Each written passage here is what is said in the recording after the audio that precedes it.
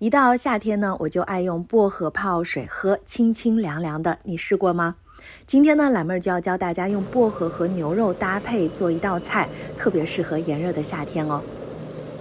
我选用的是带筋的牛肉，冷水下锅，加2块姜片和1个葱节焯一下水。等锅内的水烧开之后，就用勺子撇掉这些血沫，将血沫打捞干净之后，倒入3勺量的生抽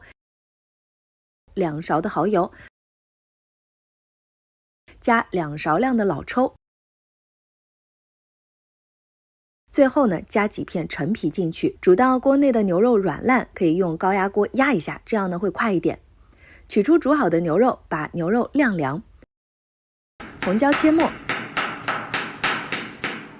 取一个小碟子，挤入1颗清凝的汁水，加入刚才切好的红椒末，倒入3勺量的生抽，加1小勺的白糖，搅拌均匀。这个时候呢，牛肉也凉透了，我们把它切成大薄片。取一片牛肉摊平，把中间放上薄荷叶子，用牛肉把薄荷叶卷起来，卷成一个卷儿。最后把调好的料汁淋在牛肉表面，那这道薄荷牛肉卷就做好了。牛肉的肉味特别的香浓，再配上清清凉凉的薄荷，特别的绝配，一起做着试试吧。